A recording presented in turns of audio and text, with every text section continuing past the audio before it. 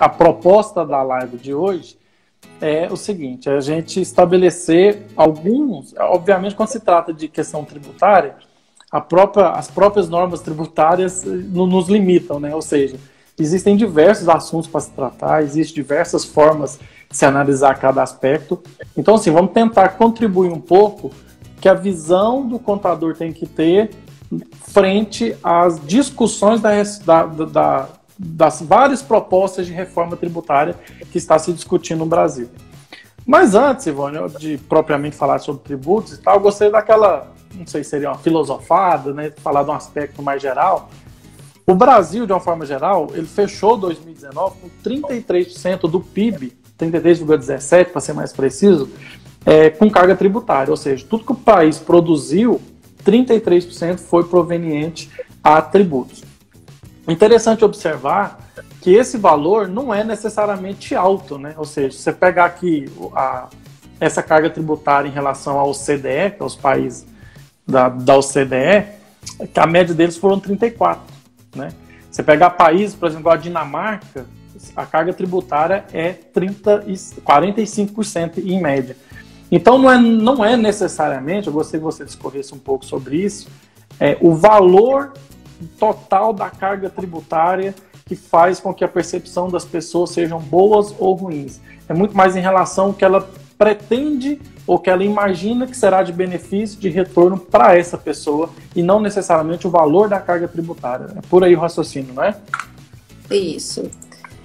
Bom, nós ouvimos muito na mídia e até mesmo dos contribuintes insatisfeitos com a carga tributária explorada no Brasil. No entanto, o Brasil, no último estudo realizado de 2019, o Brasil ficou, em termos de carga tributária, em 14º lugar no ranking de carga tributária sobre o Produto Interno Bruto. Então, em primeiro lugar, nós temos a Dinamarca, segundo, Finlândia, terceiro, Bélgica, quarto, França, quinto, Itália. Então, países de primeiro mundo. Sexto, Suécia. Oitavo, Noruega. 7, acho que está a Austrália. Em 13º, a Islândia. 14º, o Brasil, com a carga tributária 35,17% do Produto Interno Bruto. Considerando o aspecto comportamental, que é uma seara que eu tenho perfilado por alguns anos, a questão da carga tributária em função do Produto Interno Bruto, na realidade, considerando valores absolutos, pode não expressar a realidade de muitos consumidores. Então, se a gente considerar as particularidades segmentárias em termos de carga tributária, alguma parcela da sociedade sofre um pouco mais com essa carga tributária, porque aqui nós estamos levando em consideração uma abordagem em relação ao Produto Interno Bruto. Mas considerando carga tributária sobre folha de pagamento, muitos bens e serviços de consumo, a carga tributária extrapola esse indicador. E isso tem gerado na sociedade brasileira um desconforto e um sentimento de injustiça, tendo em vista a cultura do jeitinho brasileiro que parece estar enraizado na nossa nação.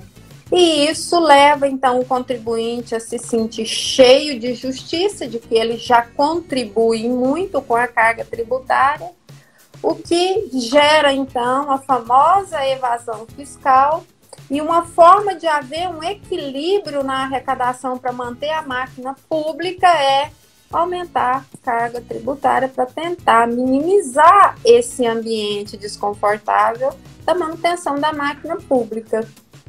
Então, o que eu percebo da reforma tributária, enquanto contadora e também enquanto assessora em termos da sobrevivência tributária dos negócios como um todo, eu vejo que ela é necessária, eu vejo que essa reforma ela tem que ser política e econômica, com a finalidade de realmente propor uma estrutura legislativa de cobrança de tributos. Quando eu falo tributos, eu estou me referindo aos impostos, às taxas e às contribuições de melhoria, de um modo que o nosso sistema tributário ele se modernize e é que essa modernização possa gerar um conforto na sociedade, visando corrigir falhas de natureza econômica e social.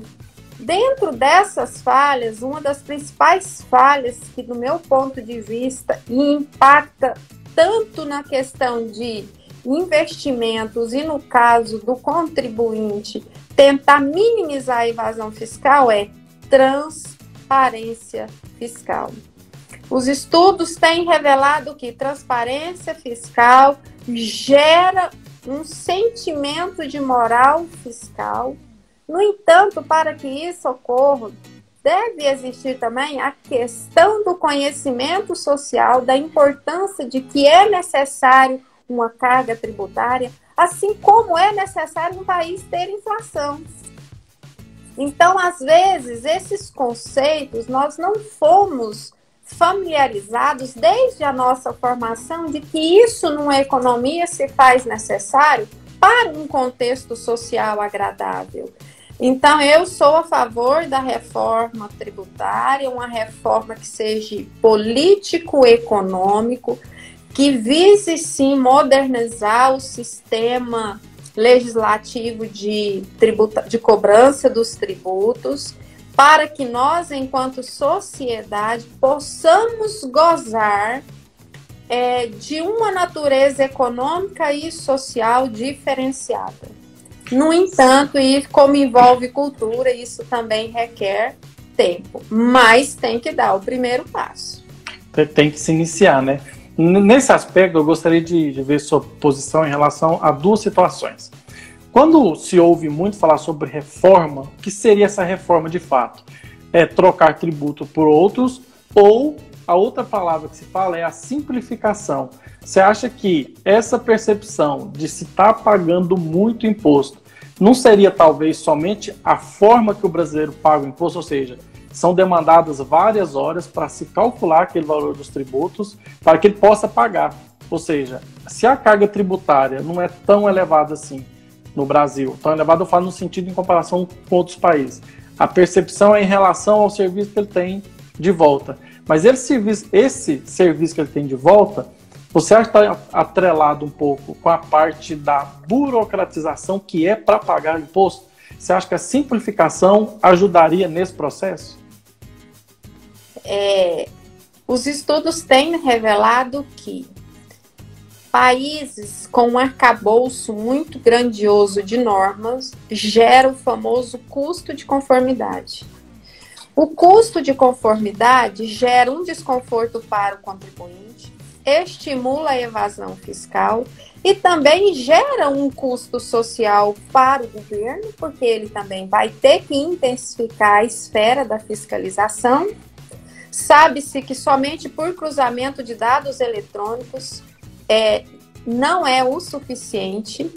Nós sabemos que o Brasil está liderando o ranking no que diz respeito à parte de tecnologia da informação no que tange a cruzamento de dados, mas em função de que algumas obrigações acessórias ainda demandam por parte do fisco confiar na informação que é oferecida pelo contribuinte, então o fisco não consegue intensificar 100% do cruzamento de dados de forma eletrônica. Então isso gera custo de conformidade tributária.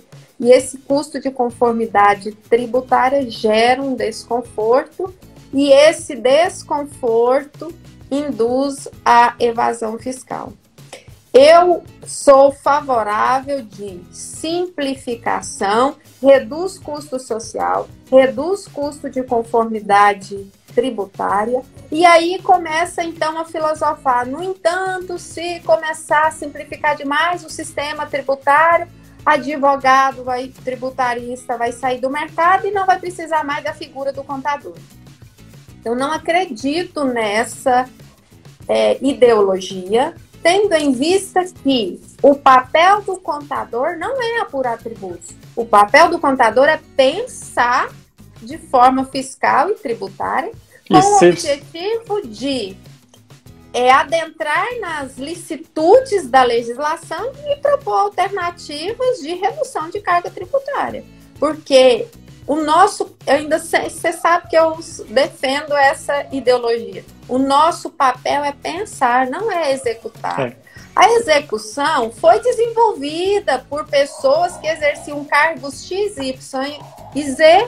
Esses cargos foram substituídos aos poucos pelas máquinas, mas, no entanto, o papel do contador, que é pensar o mundo dos negócios, ainda não existe tecnologia capaz de suprir isso daí.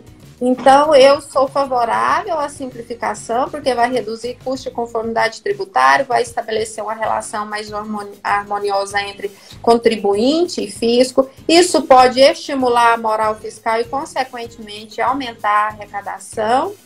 E sem falar que isso leva a minimizar outros problemas de natureza social e econômica. Muito bem. Eu vou repetir, eu tive a live com o André esses dias para trás, eu falei para ele, né, vamos competir quem fala mais. Eu acho que a nossa competição também vai ser boa, porque eu gosto de falar muito, você também gosta de falar muito, então pena que o Instagram só libera 1 hora para a gente aqui fazer as lives, porque nós temos mais de 10 mil seguidores. Eu gostaria de fazer uma observação que você falou aí, eu lembro da nossa aula magna com o presidente do CRC, ele falou, olha, se o contador só sabe fazer declaração acessória, de fato a profissão para ele vai acabar. Então, se o contador só sabe apurar imposto, a profissão para ele também vai acabar. Agora, aqueles que tiverem a percepção de planejamento tributário e pensar a contabilidade, isso aí, inclusive, já está precisando hoje de profissionais nesse sentido. Ainda nessa questão um pouco mais de ideias, de ideologias, a gente complica um pouco, né, Evandro? Vê se você concorda comigo. Impostos, basicamente, é patrimônio, renda e consumo. A gente tributa essas 3 coisas. Não tem mais nada a se tributar. É patrimônio, renda e consumo. Nós que, enquanto seres humanos, fomos e complicamos um arcabouço legal que é gigante. Eu gostaria de fazer uma outra pergunta para você, nesse sentido, da simplificação. Dentro desse arcabouço legal no Brasil, que é elevadíssimo, né? Aqui, dentro desse arcabouço legal que tem vários aspectos legais e referentes à tributação no Brasil. Você acha que as desonerações que são altas para um setor em detrimento de outros, porque isso existe, isso causa uma distorção maior ainda no nosso sistema tributário, ou você entende que não?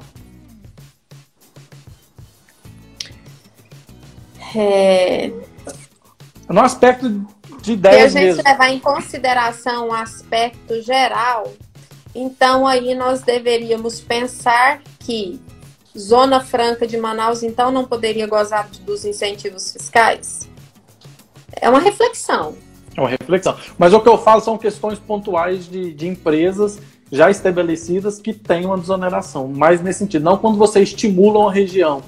Porque lá foi estímulo de região, no estado de Goiás teve algumas ser na região norte. Mas, assim, empresas que já são consolidadas e conseguem, via legislativo ou outro aspecto, desoneração de alguns impostos por pura política em si. Isso aumenta a distorção do sistema tributário, ou não? Eu acho que influencia na equiparação tributária. O sistema em si não, né? Mas na equiparação, sem sombra de dúvidas. É o que você... A minha preocupação enquanto reforma no que tange a carga tributária, hoje os tributos que mais influenciam na arrecadação é ICMS e Imposto de Renda. ICMS puxa para cima a carga tributária em aproximadamente 30% e Imposto de Renda puxa a carga tributária para cima em 40%. Então, o sistema tributário em si, com a desoneração, influencia na equiparação tributária. Mas, no conjunto, em todo, se nós formos olhar para o aspecto comportamento, isso gera, sim, um sentimento de injustiça no contribuinte. Por quê? Porque na esfera da desoneração, quem está podendo usufruir são de médio para cima. De médio para cima, exatamente. E não os pequenos. E os estudos têm demonstrado que quem paga a maior carga tributária em função da fragilidade da regressividade no Brasil é o de classe baixa. Então, em termos de equiparação, influencia, sim, não tem dúvida. Aí não vamos entrar nesse aspecto, mas esse médio para cima produz, que tem a desoneração de impostos para ele, e a parte, digamos assim, mais pobre, que é o consumo, paga mais. Mas, enfim, aí eu acho que isso é uma outra discussão que não cabe aqui. Você falou que o ICMS puxa a média para cima dos impostos. Eu vou antecipar uma pergunta para você. É um problema tratar a reforma no Brasil, num país com dimensões continentais, com estados muito diferentes entre si, estados que alguns são mais consumidores, outros são mais produtores, o outro nenhum nem outro, e assim por diante. Você entende que isso, no Brasil, essa simplificação e essa forma de dialogar a reforma tributária tem um problema a mais pela característica da nossa república? Tem.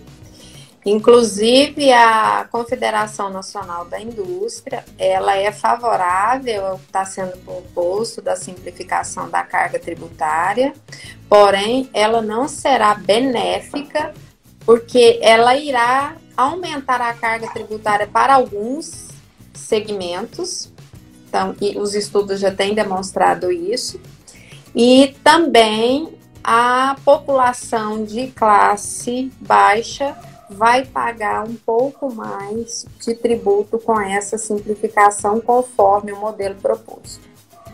Na proposta, por exemplo, na contribuição simplificada, na proposta fala de IVA, né, que vai variar de 5,8 até 12, 5,8 vai incidir sobre as receitas das instituições financeiras e 12 as demais sociedades. Então, hoje, considerando rentabilidade, qual foi o segmento que mais cresceu no ano de 2018 e 2019? O segmento? Instituições financeiras. E elas vão ter um menor IVA de 5,8. Qual foi a justificativa? Que elas não apropriam-se de créditos tributários. Pois bem, mas lá na reforma também não está falando que quando o IVA for 12%, vai haver cumulatividade e não cumulatividade.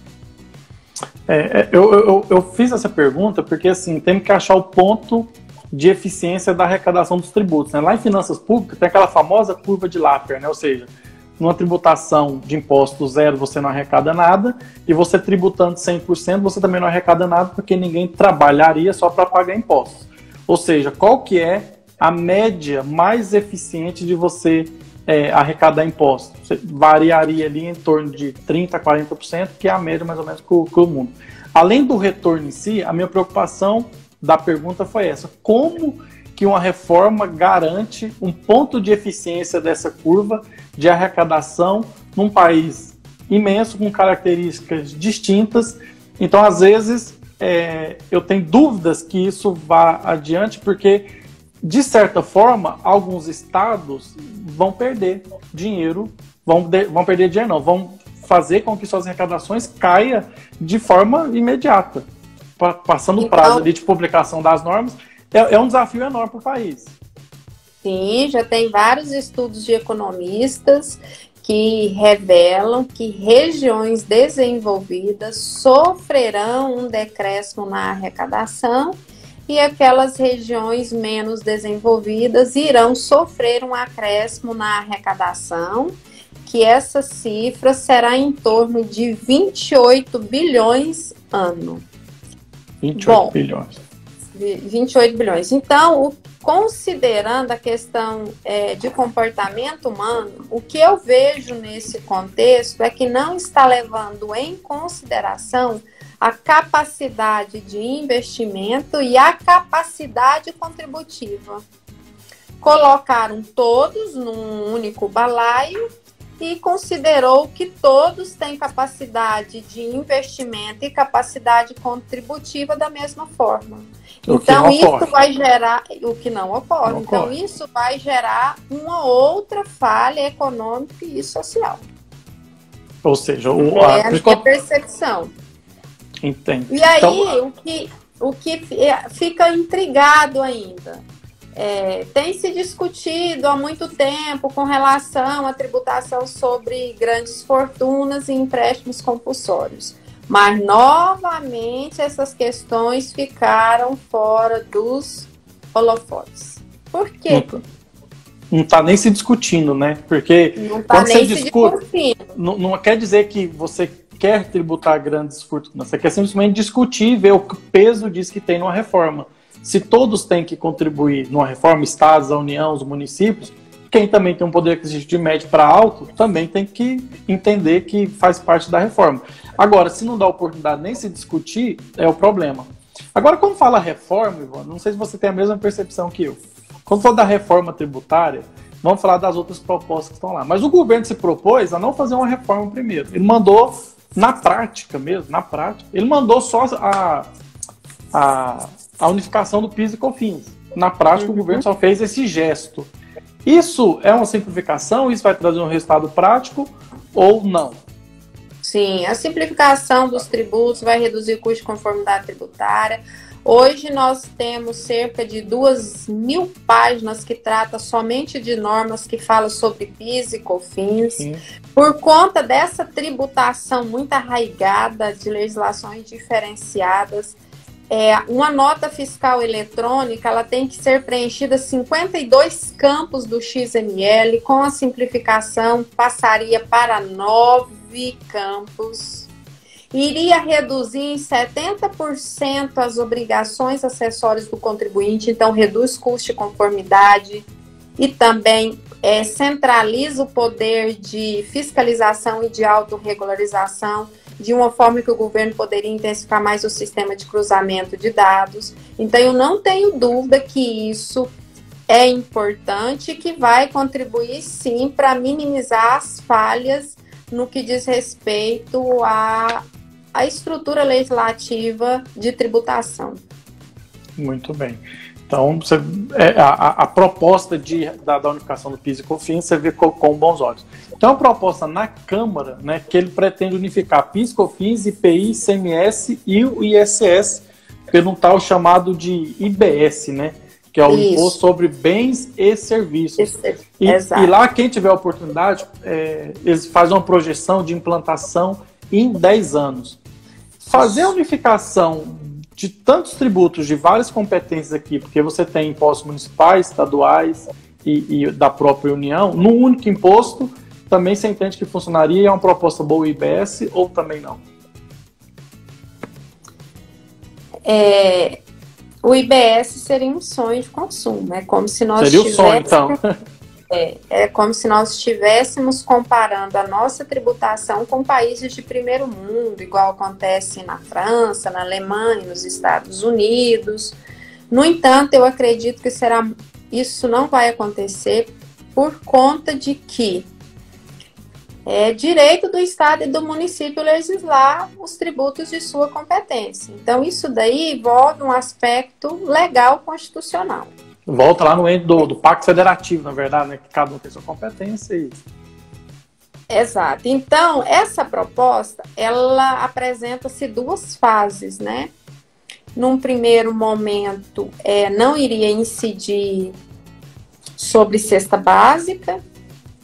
Essas alíquotas, elas iniciariam com ponto 1 até 1 e depois ela tornaria a ser progressiva. Mas, para tentar conseguir emplacar, o imposto de renda teria que sair de uma alíquota de 27,5% para 35%. No entanto, por conta desse processo de regressividade aí das faixas de tributação, iria penalizar o de classe baixa.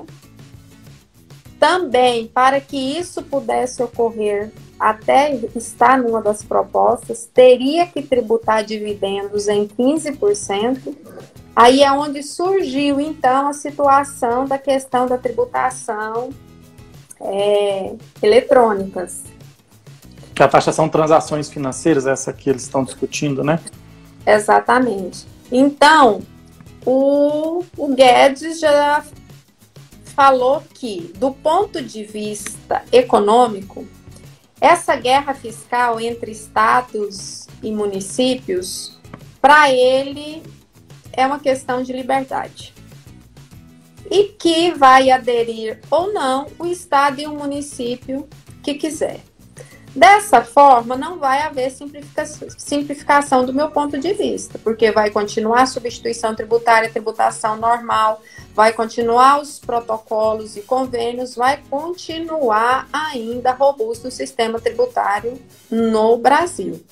Então, se essa questão de simplificação, ela pode ser uma jogada como alternativa apenas de aumentar a carga tributária de uma forma não explícita, porque o que se propõe na PEC eu acho muito difícil conseguir passar, porque os estados não irão aderir.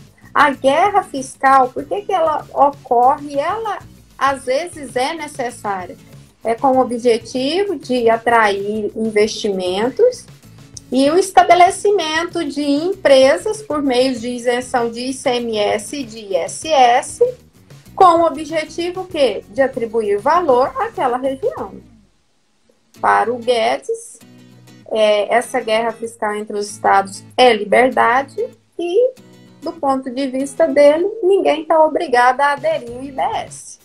Seria um sonho de consumo. É difícil. Mas acho pouco provável. E aí já tem os estudos aí de alguns economistas que diz que isso iria, então, gerar uma receita em regiões mais pobres. E aí, de que forma que essa região iria administrar o aumento e como que ficaria aqueles estados que vão diminuir na arrecadação? Como que seria tratado isso, considerando isso uma questão social nacional? Por isso que eu sou favorável que carga tributária tem que pensar na condição de contribuir por parte de quem está obrigado ao pagamento, não ao recolhimento. Porque eu vejo que quem paga é o consumidor final, mas quem recolhe são as cadeias que estão entre o consumidor final. Então, a capacidade de pagamento deveria levar-se em consideração no que diz respeito, principalmente dessas tabelas progressivas, para ver se essa regressividade ou progressividade realmente contribui com aquele que tem menor capacidade contributiva. No entanto, nenhum estudo está focado nessa vertente. É difícil a gente falar. Tem um senador que montou uma equipe, vai apresentar uma proposta, o Ilírio José Ré, que faz parte dessa equipe. Eu tenho assessorado ele na parte tributária de forma específica, mas não faço parte do grupo, só assessoro o Ilírio. E vou te falar, eles não estão pensando de forma regional, não estão pensando nos incentivos fiscais, nem estaduais e nem federais. É uma proposta uniforme, sem levar em consideração região. Mas isso eu acho que eu volto naquela pergunta que eu te fiz lá no início da live, é que você fazer uma reforma, mesmo que seja uma questão só de simplificação, não se discutindo a realidade do país, às vezes que emperra o andamento de fato dessa reforma tributária. Que a gente fala de reforma, mas aí é uma questão particular, eu acredito que ela, em termos de reforma em si, vai substituir todos os impostos por IBS e depois vai ter a taxação através das transações financeiras para compensar, depois vão aumentar o imposto de renda. Isso não vai ser feito num conjunto só. Essa discussão não sai pronta assim do início ao fim. Talvez essa questão de falar que os estados não vão aderir, os municípios, talvez seja para colocar a reforma que eles querem e depois jogar a responsabilidade para outro ente que eles não têm domínio. É muito mais uma forma de, às vezes, se isentar da responsabilidade da discussão. Ou seja, os estados têm a liberdade, os municípios sim, mas, no entanto, nós começamos a live discutindo a questão da regionalização dos tributos. Então, quem está lá deveria, no mínimo, discutir a situação, assim como as grandes fortunas. Questão de discutir mesmo. Então, existe hoje em discussão, para a gente situar o nosso seguidor aqui. Você tem a reforma... Vamos começar lá pelo da Câmara. Você tem primeiro a proposta do governo, né? Que é a unificação do PIS e COFINS. Isso é um fato. Existe a da Câmara, que é a substituição dos impostos, né, federal, estadual e municipal pelo IBS, e tem uma outra... Então, aí essa aí, ela acontece em 2 fases. Com fase de implantação em 10 anos. O período de transição é de 10 anos, sem redução de carga tributária. Uhum. Então, num período de 2 anos, com redução da COFINS, sem impactar estado e município, então estado e município ficaria fora, e apenas haver uma redução na contribuição da COFINS, e o IBS de 1%. Depois, a cada ano de alíquota, seriam reduzidos 1/8 por ano até a extinção. E aí, então, o IBS é aumentado para repor a arrecadação anterior. Aí passa Imagina um sistema tributário dessa natureza, onde a tributação vai se diferenciar num período de 10 anos, sendo que o nosso período decadencial é de 5 anos, e sem falar no investimento no que diz respeito aos controles que contribuinte e entes, Estado, município e Distrito Federal terão que aderir a essa metodologia. Essa é a proposta da Câmara. Eu sou favorável ao IBS. Isso não vai passar. Ao conceito de IBS você é favorável. Agora tem que discutir... Ao conceito de IBS eu sou favorável. Agora, a forma da implantação tem que se discutir um pouco mais, né? A forma que você vai implantar isso num período de 10 anos e fazer com que isso lá na ponta, de fato, gere resultado e não crie um transtorno entre esses 10 anos que pode piorar e distorcer o sistema. É isso que eu acho que você quis dizer. Aí que era uma contribuição provisória, virou uma contribuição permanente, continuaria sem redução dela por 2 anos. Pois é. E aí? E não estão discutindo. Não estão discutindo. Aí esqueceram de levar em consideração as metodologias de apuração da COFINS, que teria que mudar um outro arcabouço de legislar sobre consumo e serviço. Ou seja... Aí entra aquelas normas que a gente não consegue operacionalizar, igual nós já vivemos várias aí, com relação principalmente a fundo rural, mas é a proposta da Câmara, que eu acredito que não passe. Não passa, né? Então, nós começamos a falar também sobre a questão de diálogo, né? Ou seja, você tem um problema, você tem que discutir ele e não jogar a responsabilidade para o outro, igual às vezes tenta se fazer. Aqui a gente já viu uma distorção, na minha opinião, em relação à proposta que está discutindo o país. Só complementando meu raciocínio anterior, o governo, na prática, tem a proposta só do PIS e COFINS, na prática, um projeto apresentado, a Câmara discute o IBS e o Congresso Nacional, que é a junção da Câmara e do Senado, através de uma comissão mista, está discutindo uma outra forma, que é o IVA, ou seja, que é o Imposto sobre o Valor Agregado. Ou seja, como discutir uma reforma nacional, ou seja, para melhorar o ambiente tributário no país, sendo que os 2 poderes que teriam competências para isso, ou seja, o Executivo e o Legislativo, já na proposta não fala a mesma língua. Não fala a mesma língua. A própria Câmara, que tem o IBS lá, que é de autoria dela, ela participa de autoria lá no Congresso, que é a junção da Câmara e do Senado, do IVA. Ou seja, não faz sentido, no meu ponto de vista, você discutir uma reforma tributária de 2 formas. Então falta um diálogo aí.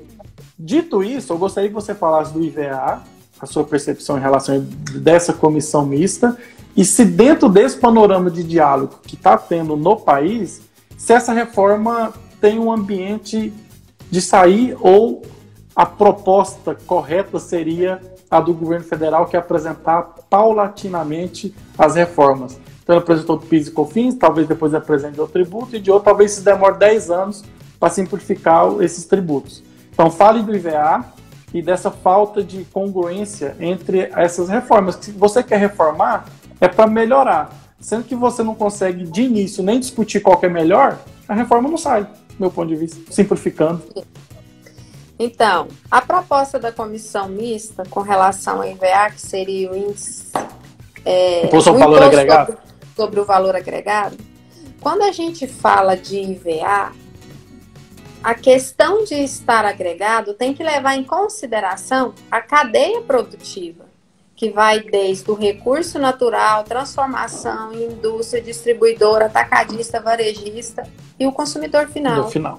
Só que na proposta não está levando em consideração a formação do bem ou do serviço que vai ficar à disposição do consumidor. E estão discutindo um imposto sobre o valor agregado de 12% e 5,9%. Mas e o valor que é atribuído durante essa cadeia? Então, aquele que explora vai pagar o mesmo imposto e vai transferir até chegar ao consumidor final?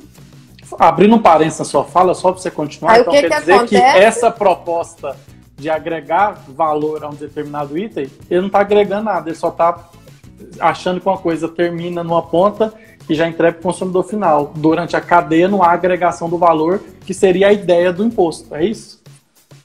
É porque quando a gente fala do valor agregado, é levar em consideração escalas,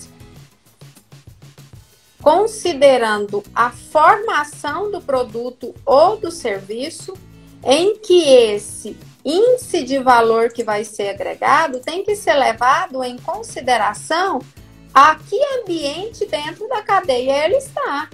Porque lá na indústria, o IVA tem que ser menor do que no distribuidor, do que no atacadista, e eles não discutem esse aspecto. Criou o imposto X, 12,5,9, e não levou em consideração a agregação do valor ao produto. Tá, o que acontece quando não leva em consideração essa progressividade? Vai onerar o custo, principalmente dos serviços. E por isso que é de consumo final. No entanto, estão cogitando que nesse momento não iria entrar produtos da cesta básica, que o objetivo nesse momento seria desestimular o consumo de bebidas alcoólicas e cigarros. Acredito eu que é por força de que esses produtos geram o consumo, geram danos, né, à saúde do indivíduo, consequentemente, isso é custo para o Estado. Então, quando se fala em IVA, a gente tem que levar em consideração a necessidade, o que é essencial e o que não é essencial, e a cadeia produtiva. No entanto, eu não vi isso na proposta. Generalizar o ambiente de tributação. Então, aí onera o quê? A área de serviço vai pagar, a conta maior vai ficar para a área de serviços e vai onerar outros segmentos em função do que é a carga tributária hoje.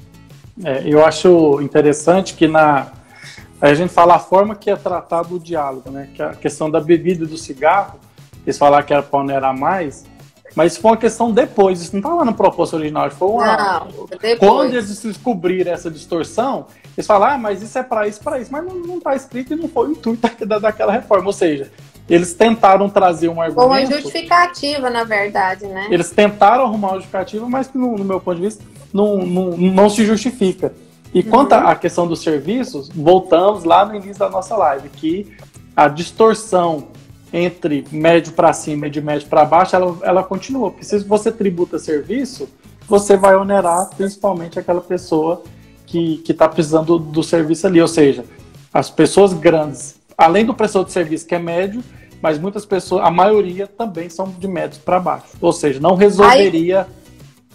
Exatamente. Aí onera serviço para produzir há necessidade de mão de obra, logo vai ser tributado novamente lá no IVA.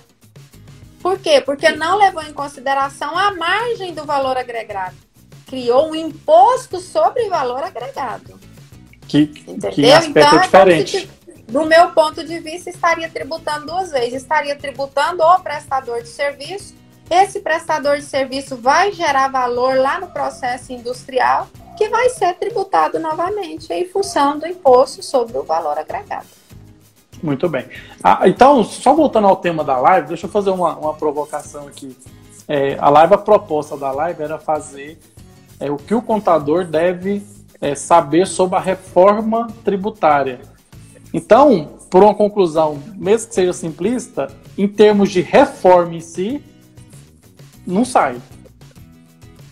Eu acredito que o que vai ocorrer vai ser uma transformação no processo tributário gradual. Acredito que nesse momento vai passar sim a simplificação do PIS e da COFINS, porque querendo ou não é o anseio dos três projetos. No entanto, a área de serviços com essa aprovação ela vai ser penalizada. E nesse momento, eu percebo que o papel do contador é estar munido do que está sendo tramitado para que nós possamos já repensar a situação do contribuinte para o exercício de 2021. Por quê? Mas não sabe se isso vai ser aprovado. Mas a gente consegue mais ou menos ter uma sinalização de qual vai ser o caminho a ser tomado em 2020 e o impacto vai ser em 2021. Então, nós somos responsáveis nesse momento por pensar acerca das licitudes tributárias e do que está sendo proposto para a gente direcionar a conformidade tributária do contribuinte para 2021. Porque eu acredito que a unificação de PIS e de COFINS passa esse ano. Essa era a minha pergunta. Então, sobre o que o contador deve saber, o que é mais palpável agora é a aprovação, né? Obviamente depende do Congresso, mas o que está mais próximo de ser alterado é a unificação de PIS e COFINS. O IBS e eu também acredito que vai vir alguma tributação aí sobre transações financeiras. Eu estou acreditando que vai acontecer, e aí quem vai ser o segmento que mais vai sofrer? E-commerce. Aí vai ser tributado. É de transação eletrônica, né? Ou seja, todas as vendas online, ou seja, que vai impactar todo mundo, porque todo mundo compra. Porque vai ser toda transação financeira, né? Então, que vai ficar entre a alíquota de 2 a 0,4, então eu acredito que esses aí também vão pagar um preço mais alto. Vão pagar um preço mais alto. Então, aquilo que eu falei, existem 3 propostas do governo federal, a da Câmara e do Congresso. Então, talvez, aquela frase que eu falei agora há pouco, a estratégia do governo federal, talvez então foi a melhor. Ou seja, não peitar de forma clara a reforma tributária em si, mas, igual você falou, de paulatinamente alterar normas específicas. Ou seja, ele unifica PIS e COFINS, você vê no horizonte mais próximo, passar desse degrau a taxação de transações eletrônicas, que vai pegar o e-commerce, e aí ele vai fazendo ao longo do tempo.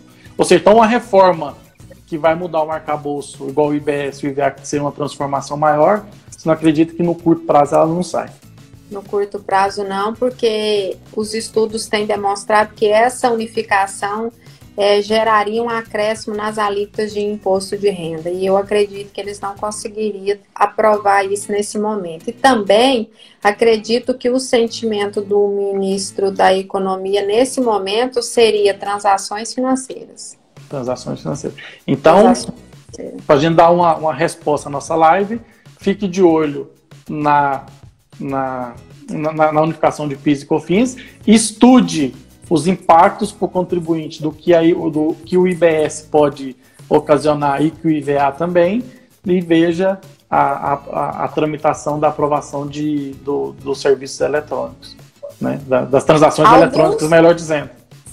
Isso. Alguns profissionais da área contábil estão com receio da aprovação do IBS por conta de que vai ficar uma conformidade tributária no que diz respeito ao cruzamento de dados muito simplista, não havendo mais a necessidade daquele profissional responsável por geração de guias. Eu não vejo dessa forma, eu vejo mais pela questão do pensar, e acredito que as 3 propostas talvez se sentasse e discutisse o que tem de bom em cada uma e surgisse uma 4ª proposta, talvez seria mais prudente, e acredito que o contribuinte iria sentir menos. Porque se gerar muita alteração na legislação de imediato, isso também vai gerar um custo de conformidade e um descontentamento por parte do contribuinte. Mas IBS seria o ideal.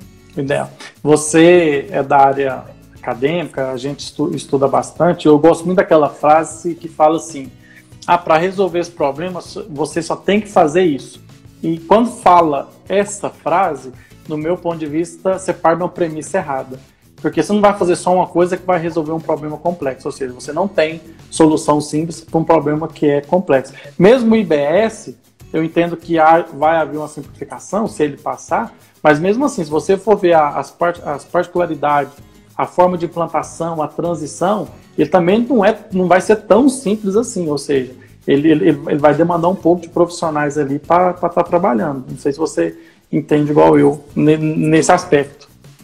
Eu concordo, porque assim, uma coisa é você pegar uma lei seca e fazer a leitura do que se propõe. Outra coisa é operacionalizar.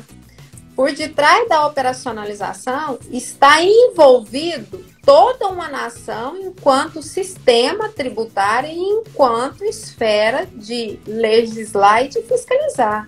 Sem falar no sujeito passivo, que é o contribuinte, que também vai ter que se adequar. Então, o operacionalizar é mais complexo, é muito mais complexo do que a gente imagina no campo da tributação. E essa operacionalização, ela tem 2 fatores que complicam, né? Ou seja, uma coisa nova que está sendo tributada e a anterior não cessa de uma vez. Ou seja, toda reforma e todo o projeto que fala de tributação, você tem a transição. Ou seja, existe uma nova legislação, mas que aquele anterior não cessou de forma imediata. Você tem que ter uma transição que as coisas não fazem. Não pode cessar também por conta do período decadencial, porque como que vai ficar as esferas regulatórias no que diz respeito à parte de fiscalização? Então, aí é como se você estivesse trabalhando simultaneamente com 2 sistemas por um período de 2 anos, sem levar em consideração que a proposta ela seria aplicada em 2 fases. Então, nós teríamos aí mais 10 anos, levando em consideração 2 sistemas regulatórios, por conta do período decadencial que os entes não vão abrir mão disso daí. Muito bem. Ivone, assim como lá quando a gente podia ir lá na web rádio da UNRV, fazer nosso programa na rádio, eu costumava falar que quando o bate-papo é bom, encerra rápido, né? Então, assim, as áreas que eu participo, está faltando agora aqui em torno de 5 minutos para acabar, e eu, quando eles para não terminar para não encerrar lá de forma correndo, gostaria que você fizesse as suas considerações finais a respeito do que você acha da reforma, uma conclusão final do que você percebeu do nosso bate-papo, e despedisse aí da galera que está nos ouvindo, que a audiência hoje foi excelente. Eu vi que tem alunos seus das disciplinas, né? Tem alguns alunos das minhas disciplinas, tem ex-alunos, tem professores que entraram aí. Então eu gostaria que você fizesse um resumo e as suas considerações finais, e um abraço para a galera. Ok. Com relação ao assunto proposto, eu sou favorável à reforma, acredito que a reforma pode contribuir em minimizar falhas de natureza econômica e social. No entanto, é notório a presença de aspectos mais políticos e menos econômicos, e que isso pode gerar um custo social futuramente. Mas nós, enquanto profissionais e cuidadores da gestão tributária dos negócios, somos responsáveis por acompanhar e já começar a pensar nas entrelinhas com relação ao planejamento tributário dos contribuintes para o exercício vindouro. As 3 propostas, em vários aspectos, apresentam pontos positivos.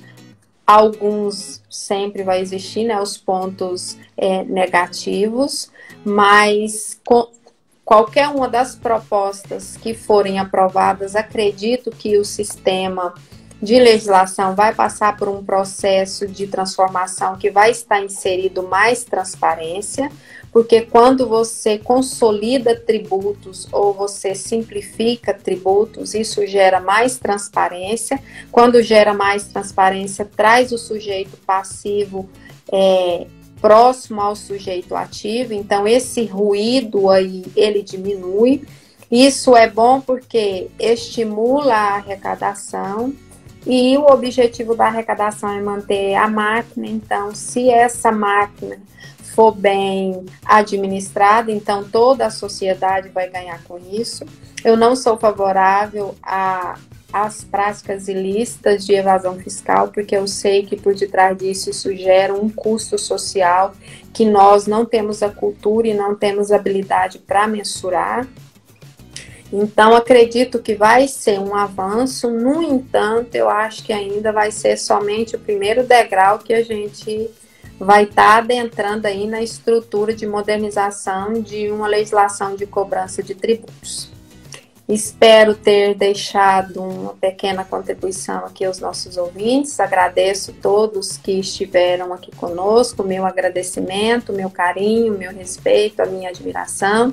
E a você, Ricardo, que nós temos percebido que você está trabalhando incansavelmente para gerir da melhor forma possível a nossa faculdade. Então, é um motivo de honra ter você na direção com esse vigor. Ainda bem que você é novo, você tem vigor. Então, parabéns pela iniciativa, pelo trabalho.